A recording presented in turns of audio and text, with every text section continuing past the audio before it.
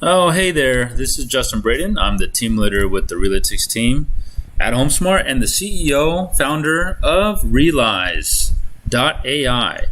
That is a real estate intelligence company where we provide real estate intelligence services to real estate professionals.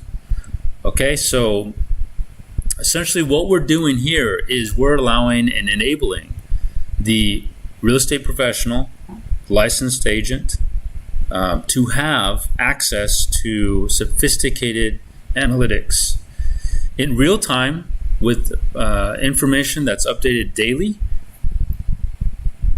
This is a dashboard that will allow you to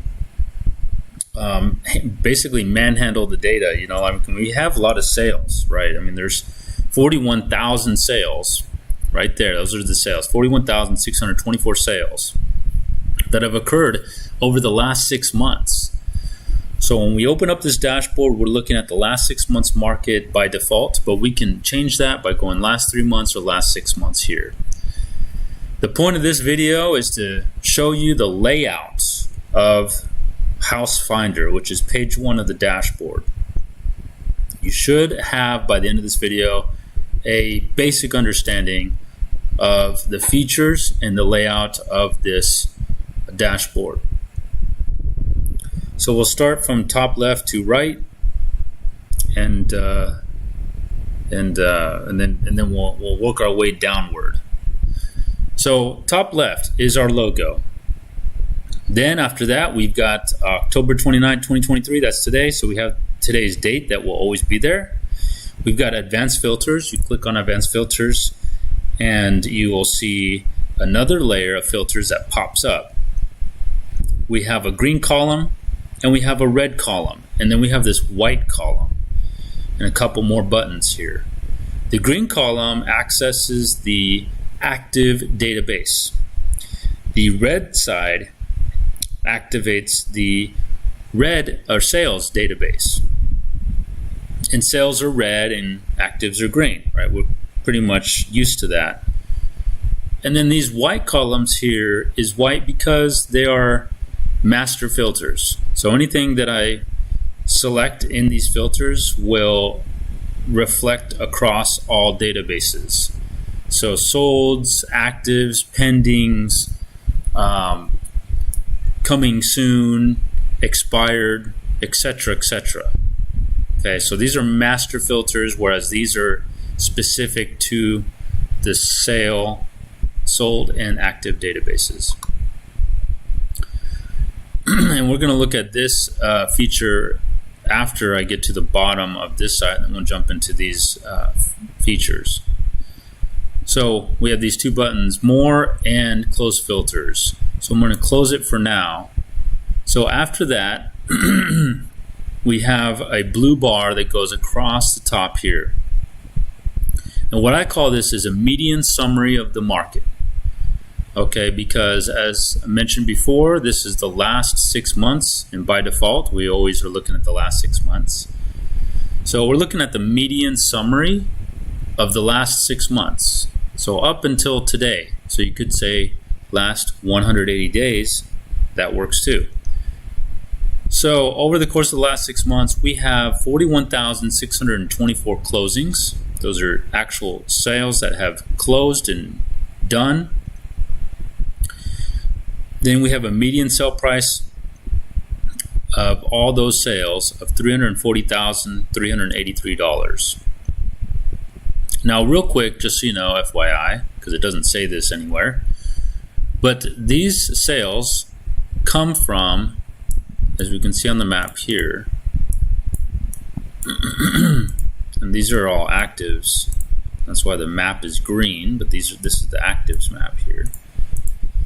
But this is taking listings from 11 counties that make up the Houston metro area, 11 counties.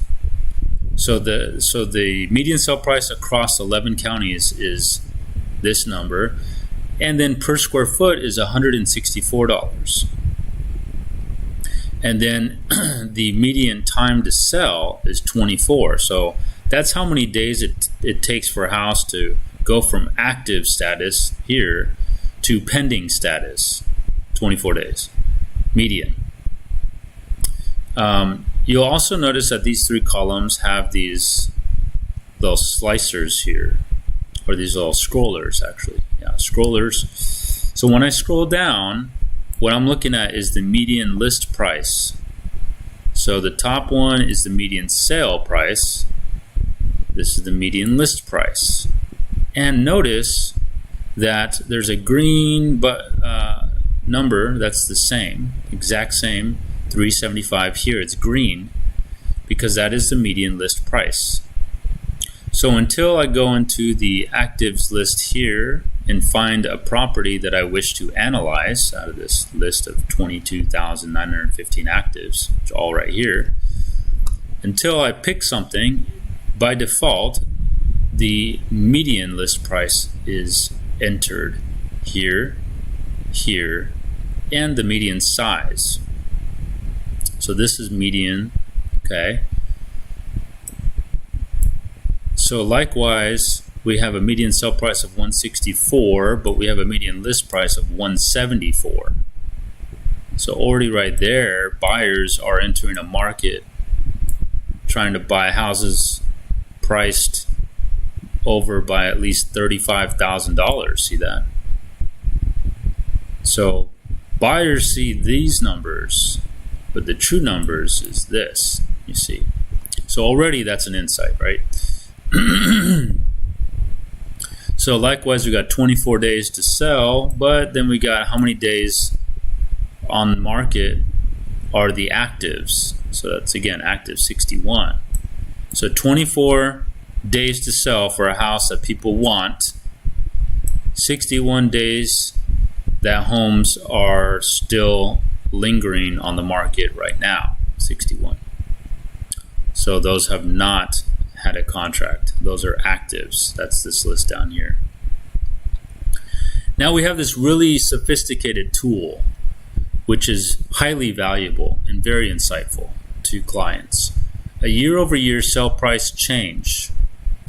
And we see that to be minus 2.7%.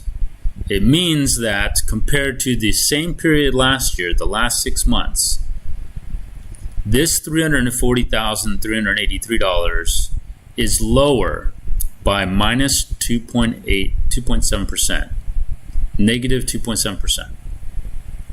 Then we have a median year of construction 2006. Okay, so that's median year built. Then we have a median lot size.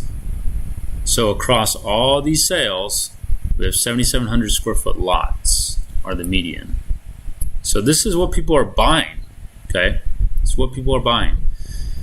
The sale price to original list price, SP/OLP ratio, is 97.7%. So sellers are willing to negotiate 2.3% off of their list price right now. We have a risk metric which becomes very useful as well. 40.3% is the risk amount for Houston. This is high risk. We want to be around 10%. So this is very high risk. It means it's risky that you'll pay the wrong value for the house. Okay, that's what it means. Pending rate. Okay, so that's telling us that 28.2% of all of the available properties are under a contract now. They're pending to sale, in progress to sale. We also can see that visually here, where we see about 22,915 actives and 9,021 pendings. So this 9,000 is 28.2% of this total. Inventory is currently at 3.06 months. So inventory has crept past 3 months. It was as low as 2.71 just a couple months ago, and we are now getting more inventory. All right, so that's the inventory rate for Houston and the 11 counties. Next level down, so this row here, again, we got white filters where we can actually enter in letters and numbers and type things in. Okay, so these filters here affect all databases. They talk to all databases. So we have a return button here, which is more like a reset button. So if you start putting in all kinds of edits and features and criteria, and then you're ready to start over, then you just click this button here and it will reset back to this, right? Back to the default settings. Now we have filters here. You could also call them slicers. And you'll notice that there's some buttons that pop up. Okay. And this one is a big deal. Okay. But when it comes to filters, it's not so much. But there's you can erase the filters by clicking on the eraser. And these are drop-down filters. So when you click on this, you can search, type in a number, or you can scroll down using your mouse and find the area number you wish to analyze. Okay, so I could just click one and watch what happens. And then it goes right down to area 23. See that? There's area 23. And what happened when I did that? Automatically, a median analysis is given. So just like that, we can see that area 23, which includes Memorial West and Memorial Villages and Memorial Inner Loop, or kind of Memorial inside, we see that there's 312 sales over the last 6 months with a median sale price of $1,078,500 or $343 per square foot, taking 12 days to sell. Very interesting. The list price is $1,355,000, also shows here. So it's a lot higher. It's like nearly $300,000 more that sellers are trying to get out of buyers. But buyers are like, nah, we're not paying that. $343 a square foot is the sale price. Sellers are trying to get $378. 12 days to sell a very marketable house. The non-marketable houses are taking 91 days. So that's the 147 actives are taking 91 days and they're not sold yet. So 12 days for what does sell, which is the 312 at this price. See, so that's the situation. When you're overpricing by this much, nearly $300,000, well, you get 91 days on the market. You see, so price is important. We can see that here. Year over year, this area has sunk by about 9%. Median year construction for this area, 1969. Lot sizes are big, 10,000 square foot. It's median lot size, 97.6% sale price to original list price, 34% risk, 29.7% pending rate. It's healthier than Houston though, and a lower inventory than Houston, 2.54 months. 147 actives, 62 pendings. We've got them all listed out here, so we can analyze any of those properties by selecting them on the list. So that's what that does. Now let's go over to the market area. So we go to market area. That's the next one. We can select any place we wish. And maybe you want to go to Bel Air. So let's go to Bel Air. Okay, there's Bel Air.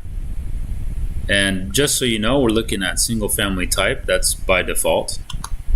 So Bel Air has 118 closings over the last 6 months with a median sale price of $1,098,150.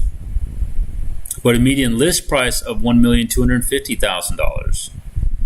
So about $150K more that sellers are trying to get than what buyers are willing to do.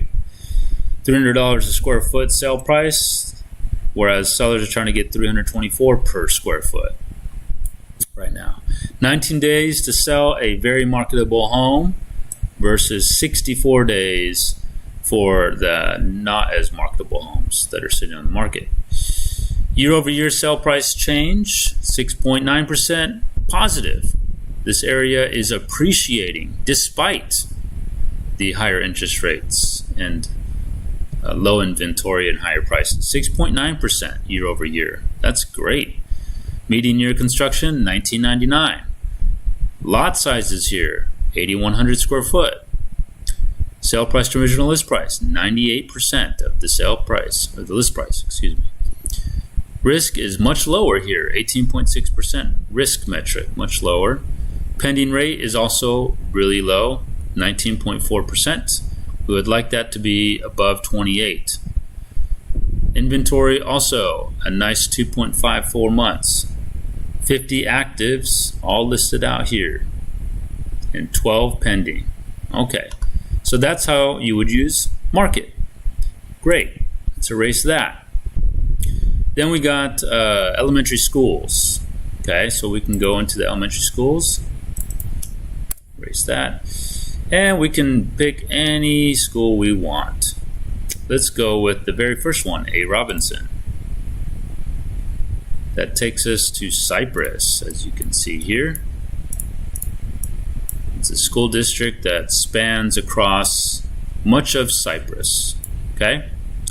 And so for a house in this area, we've got 91 sales with a median sale price of $370,000, but a median list price of $769,000. Wowzers.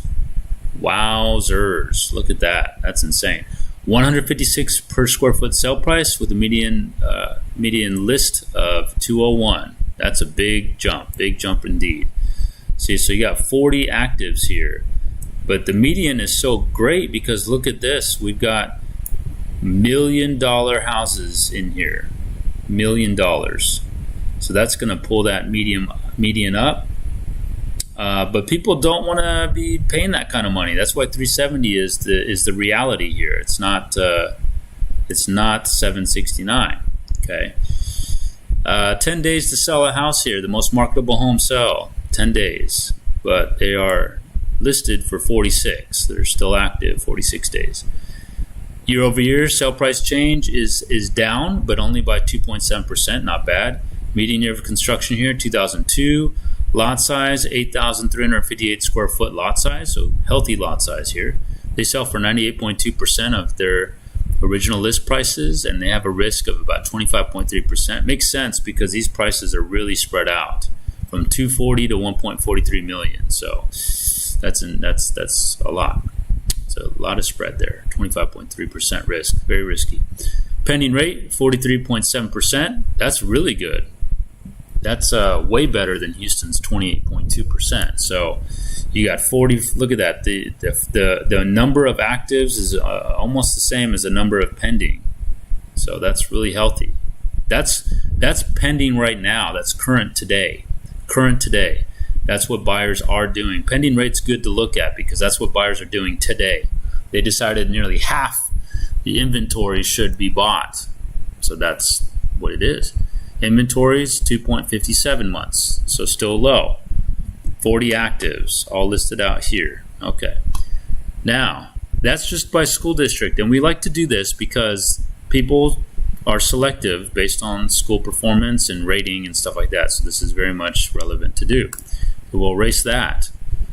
So now, what we had seen here was the property type single family market.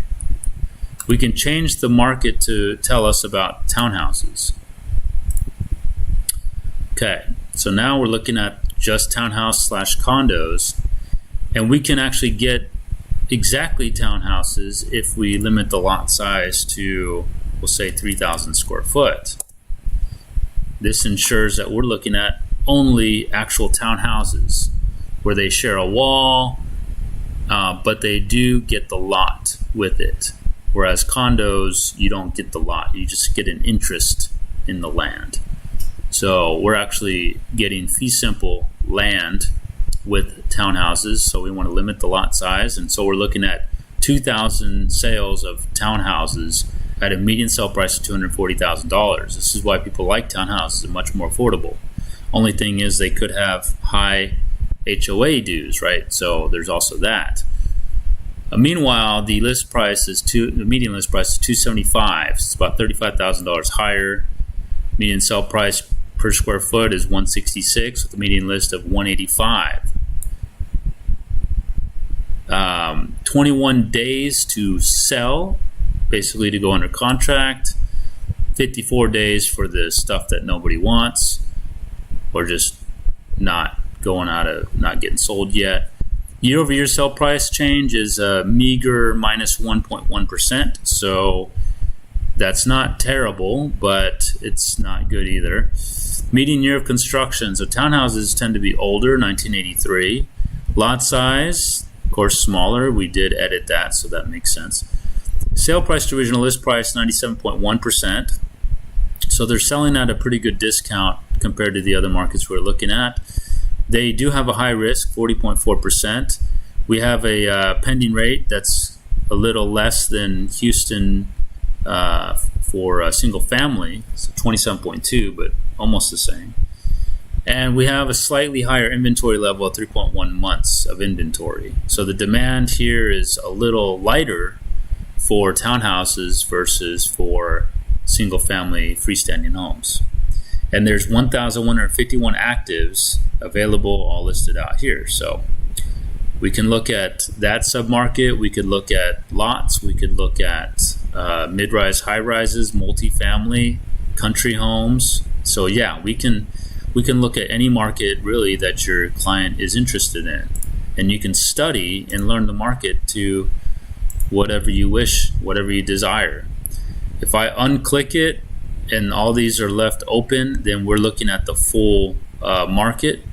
So let me go back to, let me make sure there we go. Got to put that back where it was. Of course, I can just hit this button, and as I mentioned before, it resets back to the default settings. So we're actually back to normal. Next one over, we got bedrooms. We can just click on this and select the bedroom count. So let's select 4 bedrooms. All right, so once you do that, we see that for the Houston area, 17,587 sales that are 4 bedrooms closed in the last 6 months, with the median sale price of $386,990. But the median list price is $403. $157 a square foot sale versus $165 list. 26 days to sell versus 61 days list. Year-over-year sale prices have come down by minus 2.5%. Now that we're at this point, I want to share with you this. So this is actually a button. So I can click on this, and it shows me the journey that this submarket has taken. This is Houston, single-family homes that are 4 bedrooms. Back in 2020, quarter 1, sale prices had increased year over year from 2019 to 2020 quarter 1 by 2.5% positive. So the sale prices went up. Then from this point to the next quarter 1, which is right here, so they went 2.5, then they went up again 11.2. And then from that point, whatever median sale price that ended up being, it went up another, looks like about 18.1%. And then from this point, that was 2022 quarter 1, it still went up in quarter 1 2023 by 2.4%. So this is just showing you the growth metrics, year-over-year growth metrics. But the sale prices were just going up and up and up. Okay, so we've got these are year-over-year, quarter to quarter, but we can see a trend here. You know, when things were getting popular, we had COVID-19, and then after that, things blew up. And as you can see, the growth rate stayed strong through 2021 and 2022 before diving down thanks to the interest rates increasing. And now we're actually in the negative for these for a 4-bedroom home. Negative, okay?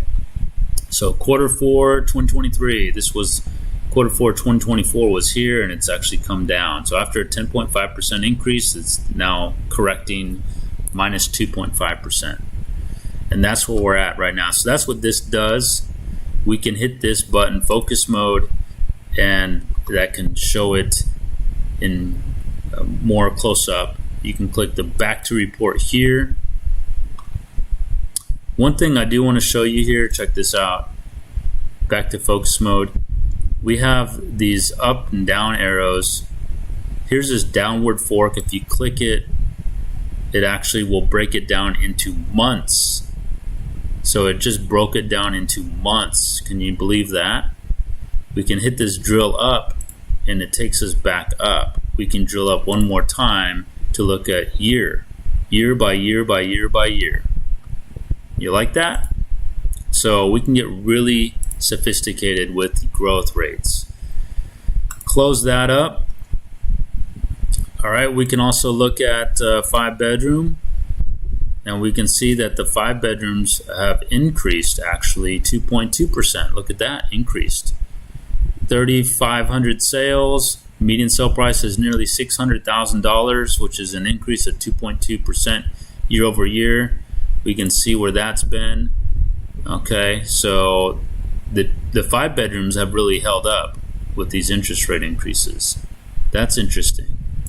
So if your buyer's looking for something that's going to be more robust, perhaps 5 bedrooms are it. Let's reset. So now we have bathrooms, which we can go and we can see, well, 2.5 baths, homes with 2.5 baths. What's the market for those? Pretty crazy how we can really just dive into anything we want and get the numbers within a second. But we can. Home size. So now we can also edit the home size. We can say, well, maybe I just want to know the market for 2,000 to 3,000 square foot homes. And there you go. So this feature allows you to see the market immediately for single family type homes over the last 6 months that are of 2,000 to 3,000 square foot in size. And this market has decreased by 1%. Very, very interesting. So we can do that. We can do 1,000 to 2,000. We can do 0 to 1,000. We can mix and match. We could say 2,000 to 3,000 that are 3-bedroom. There's our market. Okay, we could do 2,000 to 3,000 that are 4-bedroom. Okay, so there we go. Like, we can mix and match these filters as well. So we can get really precise on a house. And then we got our lot size here. So again, low end to high end here, and the lot size will allow us to decide on smaller lots and bigger lots. This becomes important when we get Inner Loop or Spring Branch or maybe Oak Forest or somewhere where they have been splitting lots. So this becomes useful for that. When you put a number in here like 10,000 square foot lot, okay, obviously, as you can see, we're getting the market for homes that are up to 10,000 square foot lot sizes. But if you want to erase this, you're just going to drag this all the way to the right. And then you can put a 0 here or a 1 or whatever. So that's what that does. Now, let's go down to the next row, which we have some buttons here. So the first one is actives. So what this does is it allows us to look at the active list and the active map, as we can see there. The next one we have is the back on market. So we click on this and we have an orange box, okay, and that shows us all of the actives, okay, all the actives that are back on the market. So there's 91 of them. So we can peruse through those. You can slide this box over to get more information on each listing. We have a price drop. So these are the most recent price drops, 445 price drops, with the biggest price drops on top going down, as you can see. So this one had 39% price drop, but that's also really expensive. We've got a 320K property that has 28.9% price drop, and you can see the price drop amounts get lighter as we go down. So we want to have the highest price drops on top because they may be the most motivated sellers. And then we've got a coming soon. So these are properties that are coming soon. They're not on the market yet, so we can peruse through those ones as well. 309 coming soon. And then we have a expired list. And so this is the blue box in information.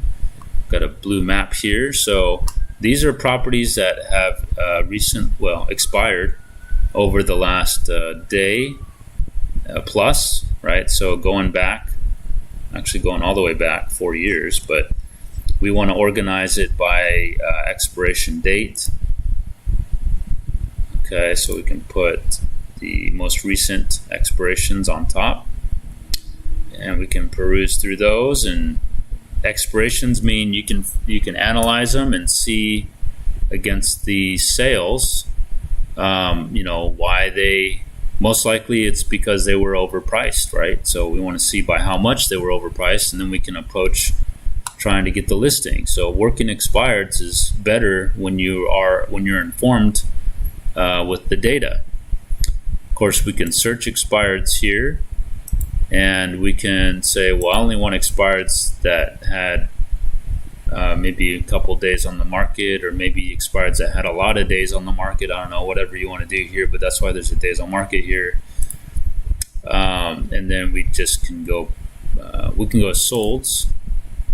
So what solds does is it puts the actives back, but we also look at the sold map here. Then we have this button here for area profile. So for the sake of understanding, if I go to, let's say, let's pick Anderson Elementary. So Anderson Elementary in Houston. Okay, so let's pretend I'm looking at this neck of the woods, which we see as Braes Oaks, Westbury subdivision. So I can click area profile here, and what we get is what people are buying. So when people buy a house in an area, we want to know what they're buying, and likewise we want to jump on that bandwagon because that means that's the type of buyer. And that way when you go to sell this house, it'll be something that people are vying for. So 3-bedroom, 2-bath, 2-car garage, 1-story home without a pool, 2,000 to 2,300 square foot in size, and 7,000 to 9,000 square foot lots. So that is what you should aim for. And we can do that by even just clicking on this button. So I can actually, even from the visuals, I can filter out the market. So I'm looking at Westbury or Anderson Elementary School zone, 3-bedroom houses. That's 25 sales, $270,000 median sale price, 159 a square foot. So we can look at the market just by clicking on it. Let's say I just want to know about homes that are 1-car garages, because that might be an issue, right? So 1-car garages are selling for $212,500 median sale price. Or what about 2-car garages? So those are selling for $302,500, so a lot more. So that's what you can do with this feature, which is really cool. So now here's a close button. We'll click on the close button. Okay. Now staying with Anderson Elementary, we can go to time series. And with time series, we can actually look at a market area or any criteria. Like I said, you can mix and match. And we can see from 2019 where prices were and where they are today. And they are higher. In fact, they're at a record high for this area. Westbury, Anderson Elementary. $321,000 from 2 sales right now. So this quarter just started, where October is the first month. So that's what we're looking at. And then, so it's a solid upward slope, as you can see here.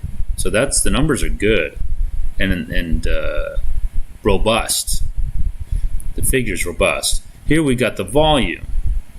So we got a rolling 6 months volume, and that just means that each take of the quarter is a rolling 6. So the 6 months prior, right?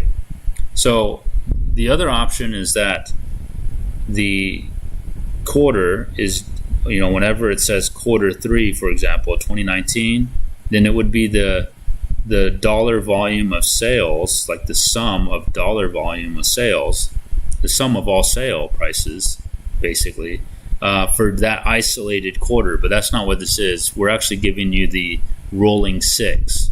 So it's the previous 6 months to this point. What's the sum? And so we can see that on a rolling 6, and we care about 6 months, so that's why. But we see that, it has an upward slope here, clearly, and then it has a downward trend. So the volume is actually going down right now, where prices are going up. And so from that insight there, you could say that the volume, downward pressure on volume should force these prices to actually drop. So probably over the winter time, we're going to see this 321 actually flatten out over here and maybe even come back down into the 2s like this, because that's what's going to happen. Just don't have the volume to hold it up. Okay, so that's what you can do. There's slicers like this feature where you can get in real close. There's this one where you can zoom in and out, and this looks like the sale count slicer, so you can separate it. So this is the number of sales, this light blue line, and that one's isolated per quarter. So that's not a rolling 6 like it says here. Okay, so now likewise we have a downward, an upside down fork. So if you click that, it's actually going to break it out into months. But the problem with that is that it gets really jagged and it's hard to identify trends with that. So I found that the best look is the quarterly, but then you can also go to the yearly, right? So the yearly looks a lot easier to see. Like clearly it was lower and it's higher now. Like that's pretty clear. But this gives you a little more detail and insight into the seasonal aspect of things. So, and you can also focus mode this too to full size the screen. So we close that. So that was the time series. So now looking at Anderson Elementary still, we can actually go to the comp list. So there's 35 sales. And as you know, in a CMA, when you do a CMA on MLS, you get a comp list. Well, we get that here. So that way you can look at each of the comps. And you can arrange them. We can put the sale prices, the cheapest on top. We can put the most expensive on top. We got the MLS numbers. If we need to go look at their photos, we can right click and hit copy value, and then paste it into MLS. We got their address if you just want to pull it up on your phone, or you can copy paste that too. You can arrange by per square foot if you wish. We have how long it took for those houses to sell, the home size, lot size, their sale price, original list price, stories, subdivision. There's Westbury, Park West, right? And then you have their year of construction.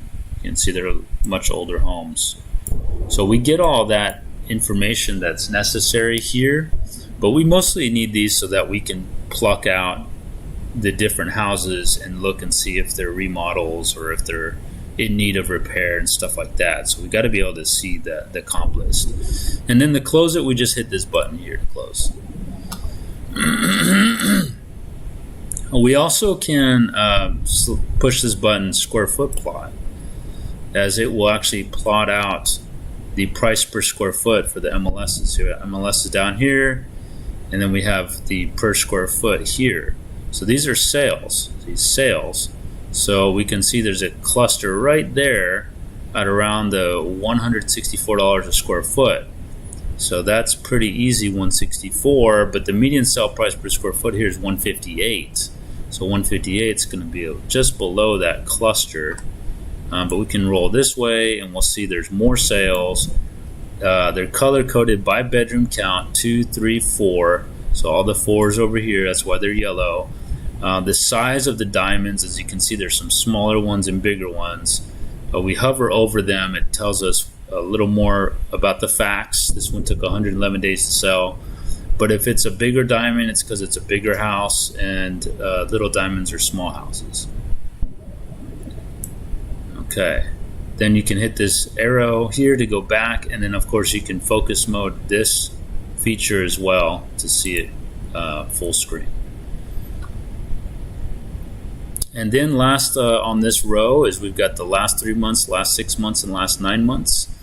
So, looking at Anderson Elementary as our example still, we can hit last 9 months, and what ends up happening is we get the sales data for the last 9 months. And this becomes useful, especially when we're looking at a property that's very unique, and when we have last 6 months, there's only a couple of sales, like 2 sales. So we may need to click on last 9 months to bring in 3 or 4 more sales to help the numbers. But do take note that by doing this, we are inflating the number of sales that have closed, and that messes up the inventory count. So the inventory will drop because it looks like more sales when there wasn't. So this inventory number is a 6-month calculation. So when you hit the last 9, this number gets smaller. If we click last 6, we see it was 446. So that's a dramatic difference. So just make sure you know about that. Likewise, you go last 3 months, then the sales actually go up because it's fewer sales compared to what's available. So the inventory actually goes up. But some people find it necessary to just look at the last 3 months because of our interest rates climbing so much, and that's why we are so rapidly changing so rapidly, and that's why we have a last 3 months option there. Okay, so now let's go to the next row where we have status. So here we've got actives, and we can switch to option pending or pending statuses to see a list of these options in this list. We don't usually look at pendings too much, at least from an analytics perspective, as those are under contract. Or at least we don't look at them as much when we're trying to find a house, and that's what I mean, because this is a house finder, and so we're not going to really analyze if a pending contract house is a good deal, because we can't share that with anybody. We're not going to try to show a pending house to a client, not likely to, unless maybe it's option pending, but still it's rare that we do that. Then you have this days available here. So if I want to see only if I want to see Anderson Elementary, and I just want to look at what's recently hit the market, so I might just put like 14 days here. Then we have 3 houses that have hit the market, and they're plotted out here in the map. We have 3 houses that have hit the market recently within the last 14 days, and this is cumulative days on market. So these should be homes that are hitting the market for the very first time, at least in a long time anyways. We can scroll to the right and see 6 days, 1 days, 9 days available. So these could be houses that are worth looking at to see if they're a good deal, recently hit the market. We see there's one that's 1 day, and likewise you can put 1 day or 2 days here, so that way you're only looking at what just recently hit the market within 1 day, and we can see where it's at. It's right there, and you zoom in and it's right on West Airport Boulevard, and that's a big no-no. So So this house would not be one you'd want to share with your clients. But that's how that works, right? So you can put that here. We can switch from here, look at Heights market, look at Montrose market, and just see what's hit the market in the last one day, and we can just click on it and analyze it right here. So like this is pretty much our analytics, where the property actually gets analyzed here. We're about to show you that here in a second. So let me clear this. So that's for days available, and that way we can look at just the ones that have just hit the market. The next visual over is this actives pending chart, and so we have an active count and pending count. We see that the light blue is here and the pending is the dark blue here. So it's a visual showing you kind of the health of the market right now, what buyers are doing. Buyers right now for Anderson Elementary area are choosing to only put about 16% pending, which is weak. It's weak right now. It's weak, really weak. So buyers aren't too enthusiastic about the Anderson Elementary School market. Even though it's cheaper, they're not very enthusiastic about it. And that's just the nature of it. And we have to be able to identify areas like that so we can guide our clients correctly and tell them, yeah, it's cheap, but people don't want to buy there right now. It's not very popular. We want to pick something else, perhaps. Maybe we saw Cypress look pretty good, so we want to go where the market's robust for the market conditions. Okay, so now we go over this way. Okay, so what we're seeing here is the analysis. So this column, this gray column, is the analysis. And the analysis has 3 gauges in it. The top gauge says market value.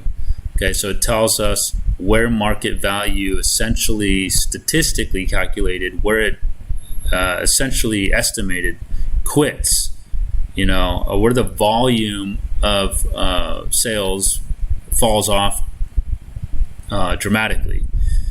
So we're looking at Anderson Elementary in our example here, and we're seeing that market value is anything up to $360,909. So that's like, it's up to that point. If the list price, in this case the median list price is $332,450 for the 26 actives in this Anderson Elementary market, that fills the gauge up to this point, and we don't want it to cross this number. If it does, it's overpriced for the market, because this is market sales, right? This is your minimum, this is your maximum, and they're plotted out in here. So that 499.9 is this dotted red line up here, and then the 152 is like this one right there. See, so we got the MLS numbers, we got this 152 sales. It's under 200,000, so we got this 152 sale, and we have a couple other cheap ones here. But those are all here. They're all inside of this gauge. And so based on statistics, there's a point where there's outliers. The outliers. We can scroll to the right, and we're going to see outliers. There's an outlier right there. Scroll to the right, there's a couple more. See that? So there's a strong cluster right here, and then there's these outliers. So where do the outliers start? Well, obviously we don't want to be buying a house among the outliers. We don't want to be an outlier purchase, and your clients will agree with you. So part of your expertise is you need to know at what dollar figure does it start. That's this number right here. So this is the outliers section from 361 to 499.9. That's the outliers. Your market value is anything up to that point. So if you're going to be buying a house here and you want to buy a tip-top shape good house, then you should be paying about $360 for the best quality house. Okay, and I emphasize this, that the market exists below this number. That's your market value, and this is market premium. Likewise, per square foot, market value is at 191 and below. Market premium is above 191. So we don't want to be paying a premium. We don't want to be an outlier. Okay, so same thing. So a good property is going to be below the market value here and the per square foot here. So we want to be below both. Some houses are going to be cheap over here on the price, but really expensive on a per square foot basis. That happens a lot, or vice versa. Okay, and then down here, we are seeing home sizes. So we got small size to large size homes. Where does this house fall into it? Well, it falls on the small size for the market at 1,836 square foot. It's on the small side.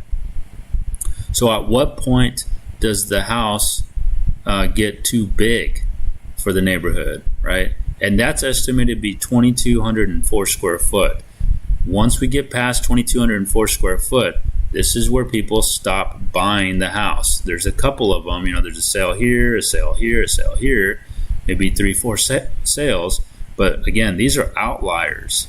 So these are homes that are too big that are selling. And when that happens, it causes market anomalies, basically, sale anomalies. And you don't want to be an anomaly. You want to be within the market. You want to be in the cluster. So this is describing where the top of the cluster is. 361, it's going to be like right up here.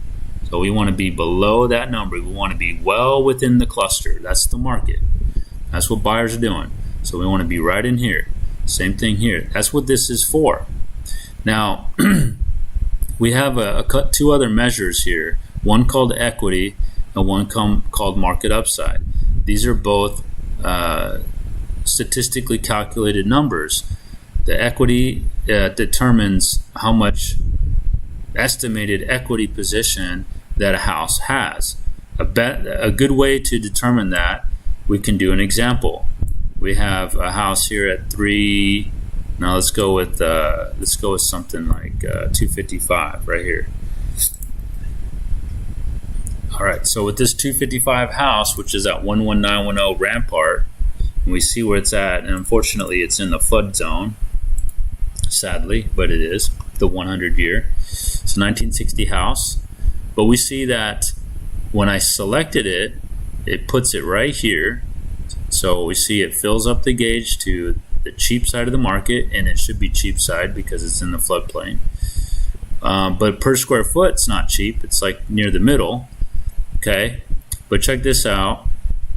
Based on the price of the home and the area, right here, Anderson Elementary, there's a $17,000 equity position in this house. That's the difference between the median sale price and what they're asking. That's an equity position. So that's just the middle value, right? So that's what equity is. Then we have market upside. The market upside is simply this 360,909 minus 255. So market upside is this gap right here, this white space. So the reason why it's market upside is because at 255, it's going to be like somewhere right here. But you see there's all these sales above it. So it has market upside. And the market upside is estimated to be this white space right here. And that's 105,909. So any of these houses we can go through and we can look at if there's equity, if there's negative equity, if there's market upside, if there's negative market upside. If the list price passes this number, market value number, then it's going to have negative market upside and negative equity. And it's not going to be a good deal. So that's how we're able to pass along good deals to our clients and help them make the right selection. Okay, so that's how this works. Now, let me unclick this. Next thing we have is a sale plot. So this is a scatter plot arranged by bedrooms or color-coded by bedrooms. We have your MLS numbers across the bottom and we have sale prices on the side. We can zoom slice the sell prices in order to get down to more focused or at least zoom in, so to speak. We can hover over each one of these items and see details about the sale of each item. So we can see the MLS number, we can see the sale price. We can also click on it and it will give us the information about that house. But as you can see, it does skew with the inventory and a few other things, so I don't recommend clicking on it. But you can hover over it and you can see the home size, the close price, the day it closed, price per square foot sold, 30 days to sell, median year construction, 1961, the lot size, bedroom count. So you can see all that. we've got some dotted lines here. Those dotted lines, like this one up here, is the max sell price. That means that something sold at that level. That's a 499.9, and it's actually right there. We have a orange number, which is your average sell price. That's $286,028. So that's your average sale price. Then we have a median sale price of $272,000. That's your purple number, and it shows right there. And then we have your lower 20th percentile. So $224,200. This is your 20th percentile. This is the sales that occur at this line and below have tons of market upside. They have like basically 80% market upside. So $224,200 is your 20 percentile. So those are your like bottom of the barrel opportunities, or at least price wise anyway. So tons of market upside. So that's what that does. Okay, and we can also expand that on the focus mode, and you can see now it's a little more readable, easier to analyze and look at, and you can identify clusters, market centers, and then outliers as well. Okay, sometimes outliers can cause the average sell price. Like, see, we got this 286,028. This can skew this average. So that's why we go off medians a lot more. So the median is 272. That's the middle number, but the average is higher by 14,000, and so that causes this, and that's stretched up by this high sale price, which is all by itself. And so we can actually remove that, and we can do that by going back to advanced filters and going to sold price and going 498,000, and it will actually remove it. See, that dotted line dropped, and it also caused the market value number to drop as well, or adjust anyway. Sometimes it doesn't drop, but it just adjusts. Same here at 189. So the skewed value goes away and becomes more closer together. See the 271 median sell price and the 279, so now they're closer. And so the numbers become more accurate as you remove outliers as required. So I'm going to go ahead and put it back, and we can just erase it by doing that. Okay, so now we're back to where we were just a second ago. Okay, now I want to show you from here. Let's go over to the actives. Number of actives is 26, and they're all listed here. We can search a specific address. So for example, what's one of these in here? 6014 Arbles, right? So I mean, we could search any property that's active, We can't find something that's off market here. It has to be active status in the MLS right now. So we can put in whatever we want here. Now we've been looking at Anderson Elementary for a while. Let's go ahead and start over. Okay, let's put in a house, 2817 St. Emmanuel, right here. See, we can just look it right up. See, and since it's the only one in the list, it goes in here. It puts itself into the analytics right there. So we have the MLS number. We have the location Blackshear. So if I want to analyze it, I'm just going to go right to Blackshear. Okay, so let me go ahead and put Blackshear in here. Houston. Yeah. Okay, and then I'm going to erase this, and that's going to just put the whole. So all Blackshear market right here. All of them are in here. 858. So when I pick on something, so I selected this, it put it in the analytics, okay?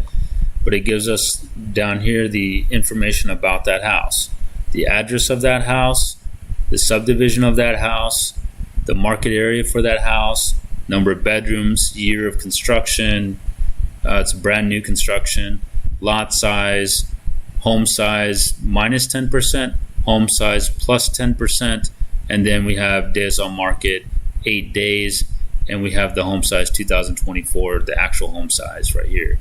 Now we get a range because what we're trying to do is we want to analyze it. So this is a new construction, and it's on a smaller lot. So what I would do here is I'm going to go ahead and that's why these features are down here, because I'm going to use my filters above here according to the description of the property.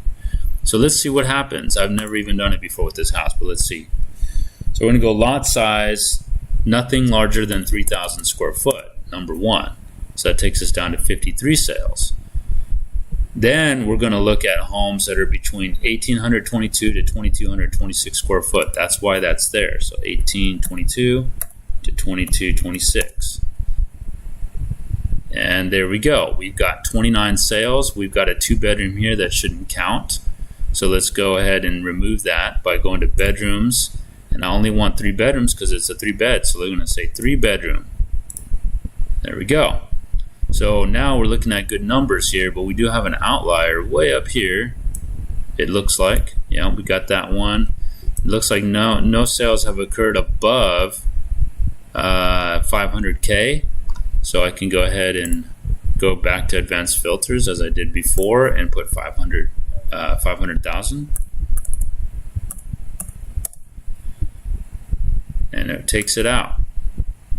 There we go. Now we might even say that's an outlier right there, because we can see that the average is actually lower than the median. So this one's askew as well. So that's 365. So let's go ahead and take that out. We can do that likewise by going 366. Okay, so now that's out. So now we're looking at a nice healthy cluster, and that's exactly what we want. So we see that this house at $450,000 is $10,000 market upside, which is great. Means you can hook up your buyer with a deal that has some market upside. The equity is minus $3,000. So if we want to get our client equity, we're going to want to offer at least $3,000 under what they're asking here, which is $447,000. How much do we go by? We can use the sale price to original list price of 98.8%. So we can take their list price, calculate about 1.2% off, and that will get us into an equity position. So that's exactly what we want. So this is good. We can also go to advanced filters, one more thing, and I can go to new construction and put true. And this way we're only looking at the new construction market. There's 20 sales. Okay, the new construction market says median sales price is about the same as what they're asking. So we're at a $50 minus $50 equity position, but similar market upside. Now, we can also take a look at what this category of home has done over the last, years, since 2019. And it clearly has gone up, and it's trending down right now. Volume was lower, but volume has picked up. So it's higher, essentially. So again, we can look at the time series to see how healthy this market criteria is. So there you go. We just analyzed a house. It's fairly priced. Of course, now we just have to look at, we can hit active here, and we just need to zoom in to see its condition or where it's at. If it's on the highway, that might be a problem. If it's on a busy road like Sauer Street, that could be a problem. It's pretty close to the highway. There's some road noise there, so that could be an issue. And there's probably a lot of tear downs and probably ugly properties around there. It's better to be kind of border here in this area, as there's a lot more improved properties over here. You also have Emancipation Park. That's better. So this is kind of disgusting still. Anyways, that's what this is. That's what we're doing now, is looking at this list. So now let's reset back. So I just showed you that, and the last thing to show you on here is we have an active plot button. So it plots out the active sale prices, and it's translucent, so we can see over the top of sales. So it can help us compare the two markets, actives and sales. We can close that up. So that's what that button's for. Now, I want to show you, because I'd already covered this map, but I want to show you, let's go to advanced filters, So again, we can even change restrictions. So we can look at houses that have certain deed restrictions, historical restrictions, horses allowed, various things like that. Mobile homes, right? We could look at any of those. We could do the same here. If you make changes for one side, it's better to make changes for both. So it's apples to apples on the analytics. We have middle school zones, so we can do middle school zones. We can combine middle school with elementary to get a more precise area. Same with high school. We got different high schools that we can look through. Alvin, Aldine, Bridgeland High School. We can look at any of those. Stories, swimming pools, private pool, true or false. Garage, 1 or 2 car garage, 3 car garage. Year of construction, we can look at old homes, or we can bracket that down. New construction here. Okay, we have actual subdivisions. So real quick, let's take Coles Crossing, for example, which is in Cypress. We don't have to spell it all the way out. We can just type it in partially and it shows up. So Coles Crossing, click it, hold shift, click the last one, puts them all in there. The next one's Coles Crossing for the sales. Click the top one. There's a lot of sales. Shift, click the bottom, puts them all in there. And now we're just looking at the exact subdivision. Look at that. The exact subdivision. 40 sales in the last 6 months.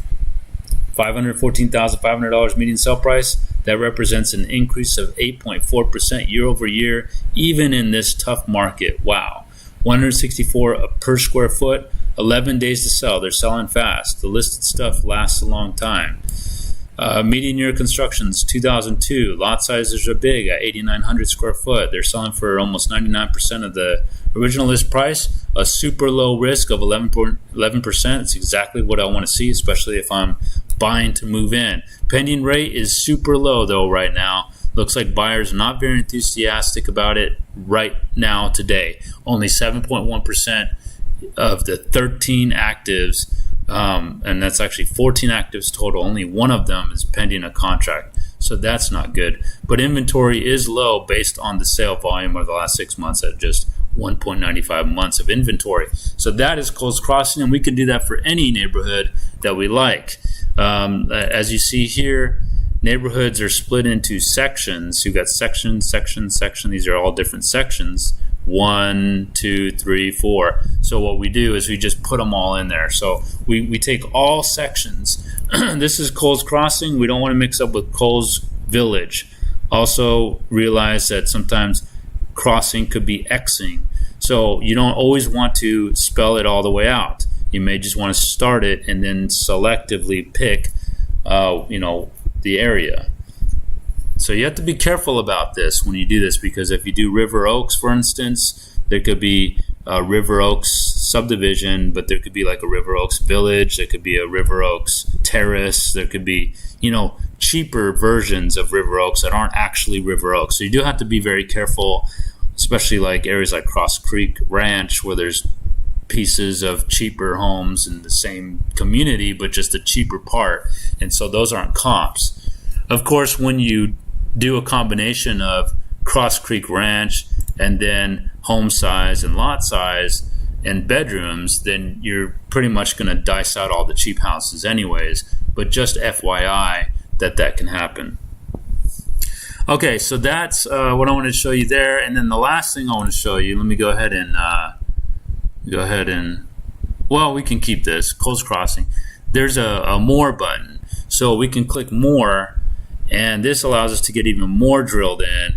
Well, we can look at houses with 2 staircases. We can look at houses with, as you can see here, crown molding, dry bar, fire smoke alarm, high ceilings, spa hot tub. So all we got to do is type it in if we're looking for a house that has, in this area, that has high ceilings, right? So we're saying high ceilings. We don't have to spell it all the way out. And then you would just click all the ones that have high ceilings, or maybe lakefront. Actually, lakefront's not going to be an interior, but that's going to be a lot description, I want to say. But exterior, we say like it has a backyard, So backyard fenced, right? So you might spell that all the way out so that you're getting backyard fenced. So then you would select all those, and then it's going to run the numbers on them. And you do that for the green as well, because this is your active database and your sales database. You've got bedroom description with the master bedroom down, because maybe you want to make sure primary bedroom first floor. You want to just look at homes that have this and homes that don't, and then see what the difference is.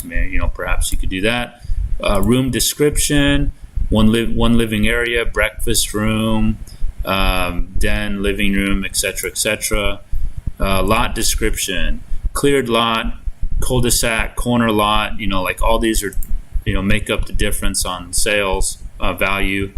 Maintenance includes. We can also, do that. This wouldn't work for here because it's one community, so it doesn't make a difference.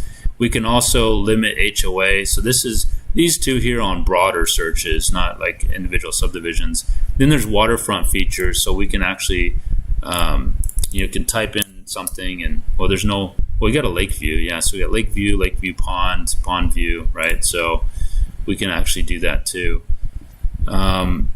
Close more, there we go, and close filters. Okay, so that's all I have for this page, House Finder. So hopefully with that video, I know it's kind of long, but that gives you the basic rundown of all the features, the basic functions of each features, and the layout of this dashboard. It's highly functional. It's designed in a way that makes it the most efficient, with the numbers in the best spots and the analytics in the best places, in order to have a continuous, meaningful conversation with clients, whether at the office, with them, at the table, and you put this on the office screen and talk about the market in front of them, or if you're doing a Zoom and you're sharing your screen and y'all are analyzing the market for specific areas and specific neighborhoods, trying to find deals and doing it together. And that's the whole point of this, is allowing you to be more consultative, allowing you to be more impromptu, allowing you to share intelligence and analysis on properties faster and with expedience, because that's exactly what clients need right now, especially for the high dollar buyers, the ones that are looking in the $500K, $600K, $1 million. They need that information ASAP. Even the cheap ones do, but the people that are looking in the 600, 700, 800, they're looking for good deals because they're sophisticated personalities and they want their agent to be sophisticated. But likewise, they're competing with other buyers that are also in the same price range, and they're all vying for the best inventory in a low inventory market, especially for that price range. So it's even more competitive, I would say, for the higher dollar price range, which means, and because there's, inventory doesn't come on in droves in the $800K, $1 million range like it does in the 200, 300K range. It comes on in droves. But in the high dollar range, it doesn't come on droves. You might have, one new listing a day, or one every other day, or even one a week. It could be very much like that. And so because that's the case, buyers are just waiting for that new listing. And so you can't take a long time analyzing a high dollar property with low volume of activity as far as actives inventory. So you just can't do that. So you have to be on the ball. You got to be able to do it quick, and you got to be able to jump on a Zoom and share information about it, so that a move can be made in time, and an offer to be written up, and a good offer. And this allows us to decide what the offer is. It allows you to control your client. It allows you to be the expert and to lead your client, as they want you to earn your pay. They're not looking to give you handouts. That's not how they are. The days of hooking up the brother, or hooking up the aunt, or hooking up the dad that has a license, those days are ending. The commissions to buyers are going to zero. That's the news lately. So, eventually we're going to have zero handouts for buyer agents. And so now buyer agents need to be equipped. They need to be skilled.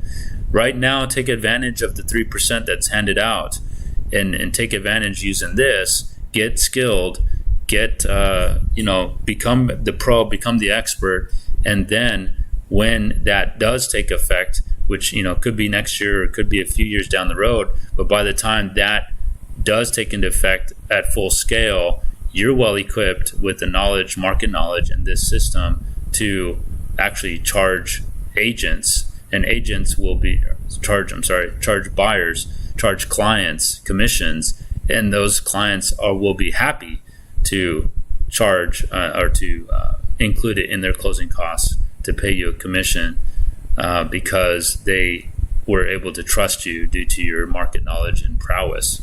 And that's the whole point here.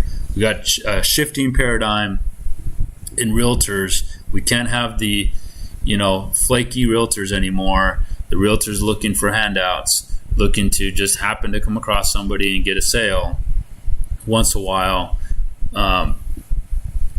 Now we need the high-skilled, highly focused, high-energy realtors to serve buyers. That's the new paradigm of a quintessential real estate agent. And I can equip you to be that successful agent in the future going forward. Okay, thanks for tuning in, and stay tuned for the next video, which will explore the next page, which is the compare. It's this one right here, compare. I'll just go show you a preview. That's the compare matrix. We're going to go over that next. Thank you.